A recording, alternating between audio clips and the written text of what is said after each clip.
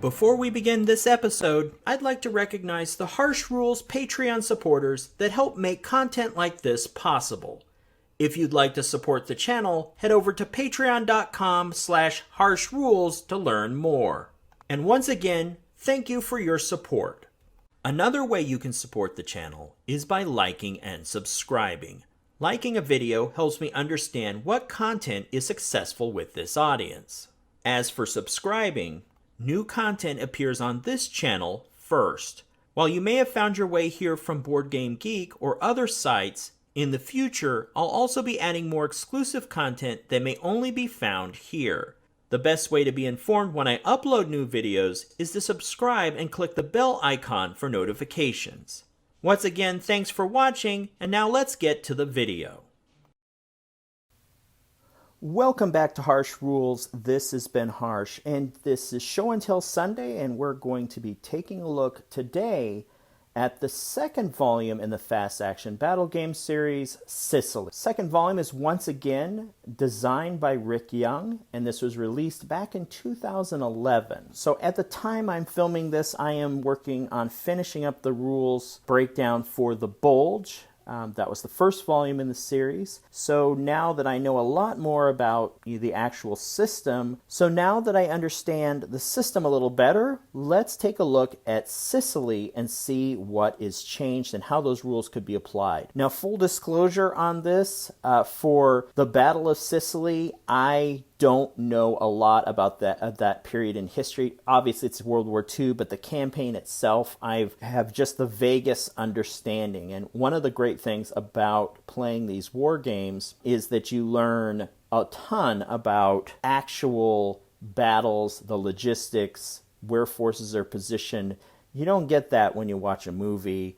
And it's hard to get through a book unless there's a focus on it or there's lots of pictures. Let's take a look. So we have some nice art here that shows some soldiers going through, I'm assumingly a city in Sicily, red box. Let's flip it over and take a look at the back. So here we can see this is a island invasion game. You can see that once again you still have the area structure that we saw in Bulge. When we get in, we'll look at the map and see where some of the victory point areas are. But this is an invasion game. So the Allies are trying to invade Sicily. The Axis forces, mostly Italians, when you have the game set up, are lining the beaches. And in this game is very unique in that you can actually choose, where you want to enter the game versus other games, like the Bulge, where everything's kind of set up and you push into each other and try to recreate history that way. This lets you play some alternate history where you can actually choose new landing points for your forces. So that's very cool. So a nice look at the map. Looks like a good clean map.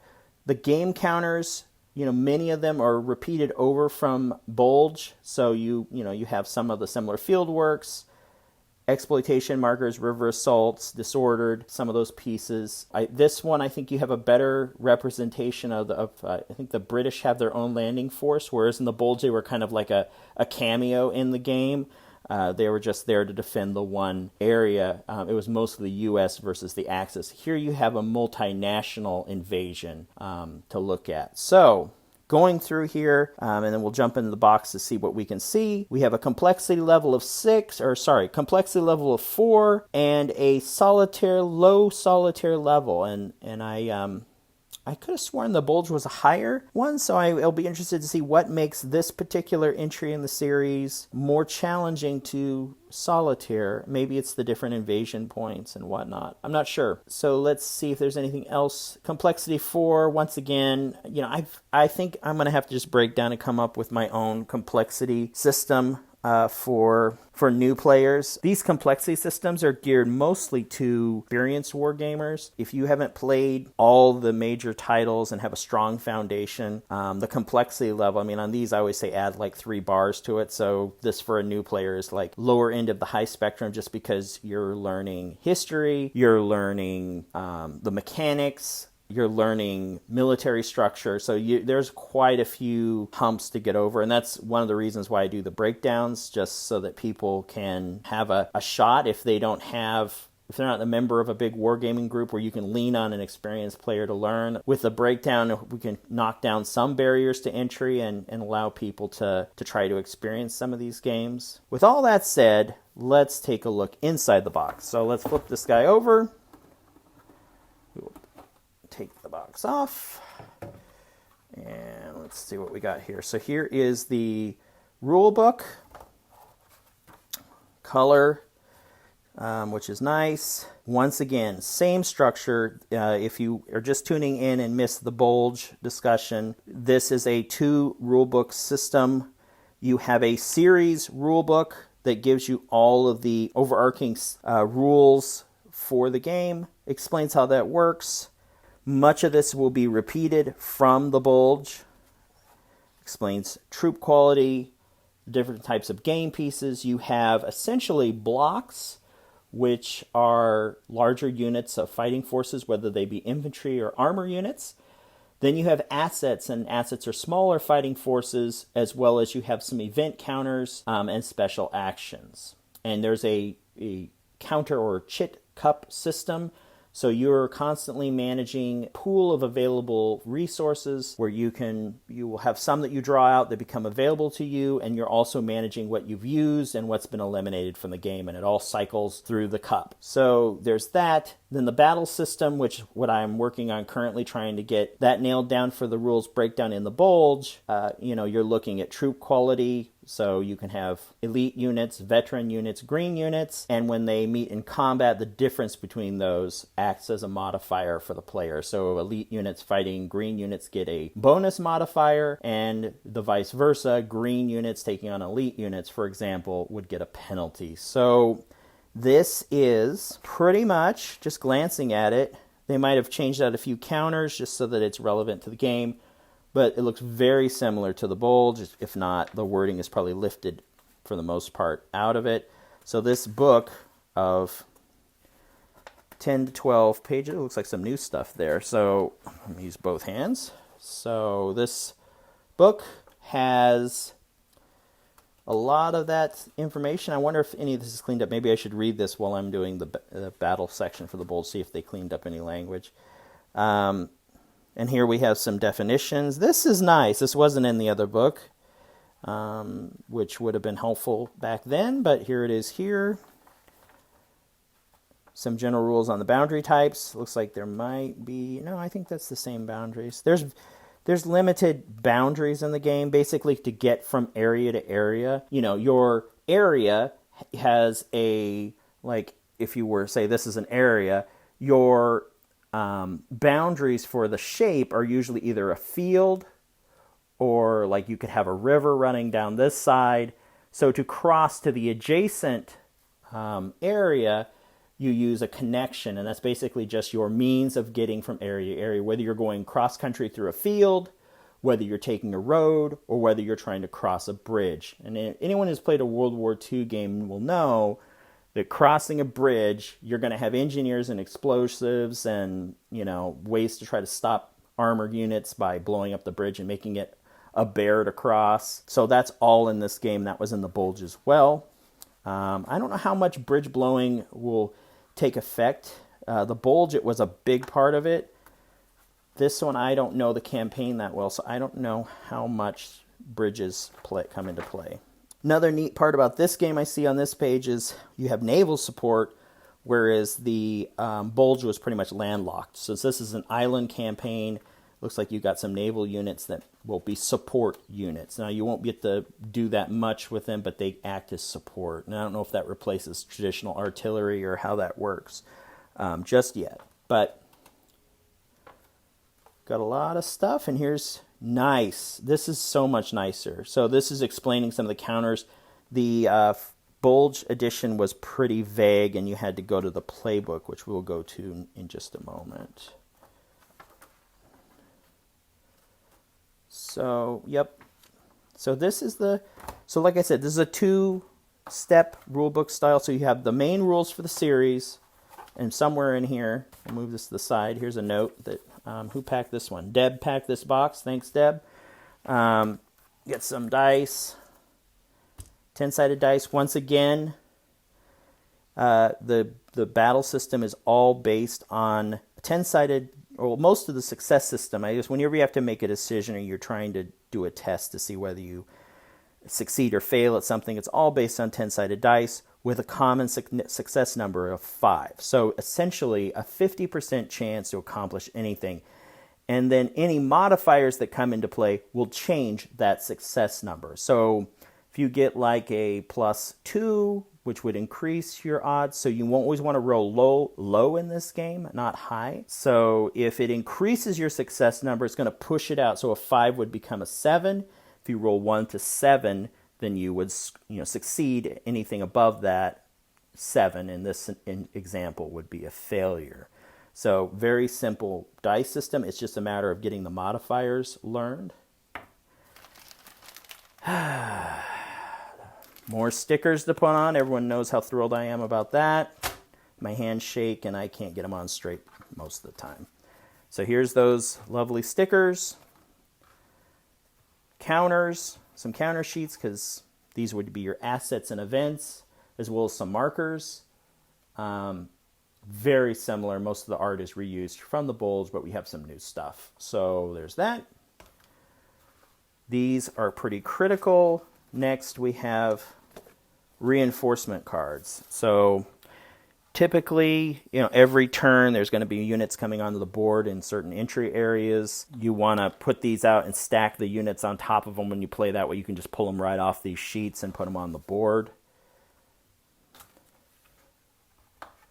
Let me see here. This is the U.S. Army. Okay, we got 3 of them before we only had 2. Here's some, some help sheets, reference charts that explain how some of the attack. The combat has got several stages, and mostly it's probably the most complicated thing about it is just getting the modifiers squared away. So this is trying to be helpful with that. This explains some of the action matrices and what the phases are. So here you have the phases of gameplay and then some of the things you can do during them. Another one for another player. Let me see if I can get that out. Yep. Must be there. Theoretically, there might be a significant enough force you can actually play with 3 players, but you could house rule that in. So here's the playbook, and the playbook has the scenarios for the game, but also any rules specific to this entry. So you're going to have whatever is relevant to Sicily, and it's a lot of black and white. I don't see... Here we go. It's probably talking about the different landing zones and things like that. Explains how... This is kind of a little bit of bear to get your head around, but then once you get it, and this is the managing between the systems, or managing your counters. So you have your cup, and that's what your pool, your potential pool of counters are. They come out into the available box as they're used on the game board. If they're just used, they're put in the used box. If they're eliminated, they go to the eliminated box. Then those used counters get vacuumed up back into the cup, and then new counters get added from reinforcements, and you draw from them and refill your available box. That's the 15-second explanation of how that works. And here's a lot of nice color examples in this game. Let me see here if I try to manage this camera a little better. There is a lot of examples. Maybe there's a lot more meat to this game than I thought. Probably. Explains a lot of stuff. It should be interesting to read, especially since I'm familiar with the system. It's a rare occurrence now that I've played through, or just about every war game I've learned, I pretty much put out there. Now everything is new to me, so this is pretty cool. Lots of examples, lots of reading on these winter nights of what's going on. So here is the map. We will put this out and see if I can readjust this camera, and we can take a look at it and talk a little bit more. So I will see you in just a moment. And I'm back. So I've just set up the map at this point. I have to sticker all those blocks and go through that fun and excitement. Let's talk a little bit about what I know so far about the map. I'll use my little pointer so I don't get in the way. Like I mentioned earlier, there are these boxes that run along the edges. And in Bulge, these were entry points for units coming into the area to support the U.S. defense of the Ardennes. In this situation, this is an invasion game. These are all invasion points. Your reinforcements, I think, will still come along these lines. The green areas are for U.S. forces. The blue areas, I believe, are for the British forces. What makes this game unique is that there is some choice to how you want to invade Sicily. I think, and I believe you can, maybe invade through here or invade up in here. Some of the colors, I don't know if it comes through, but are slightly different on where you can choose to invade. Now, what I don't know is, without having read the rules, is that I don't know, one of the setup maps had Axis forces, which are the Italians, all lined up along these beaches to try to keep invaders out. I don't know if the setup allows you to alter or, adjust to the variability of these invasion points. So I don't know if as the Axis player you believe they're coming here, if you can reinforce the beaches here more. One would think you could, and it would create a lot more, not only gameplay value, but stress as to trying to figure out where allies are going to hit the beach at. But this is kind of a fortress map, so like you're getting attacked nearly from all sides. Even after the invasion starts, there'll be reinforcements, no doubt, pouring through here, and then you've got to work your way in. So the way, when you look at some of so this star here, there's a star there and here. So these are key victory point areas that the Axis player, if they can basically pinch off these invasion points, they earn victory points for those. So these are points for the Axis player to lock down to repel the invasion. There are also, for the Allies' perspective, they're trying to push in to here to try to, because the Axis looks like they're going to pull out. There's exiting Axis units that are probably going to try to pull out at some point. By capturing these three areas, it looks like there's an enormous amount of victory points for the Allies. In the middle, there are positions that provide victory points for both players. So here, all of these, if whoever holds them gets victory points, and so you kind of have that as each side makes progress back and forth in the invasion. You collect victory points there. Very interesting. What's great about this game is that having played the Bulge and studied those rules, I can enter this game, and even just cracking the box, I'm probably 50% of the rules I've already learned. So I just need to learn the rules specific to this game. I did see that there are airborne units that can, allied airborne, that you kind of parachute in. So will be cool to find out how that works. So as you're pushing in here, you can also send some guys behind enemy lines through airborne. That will be very interesting. There's airfields to capture. I'm not sure what that's all about just yet.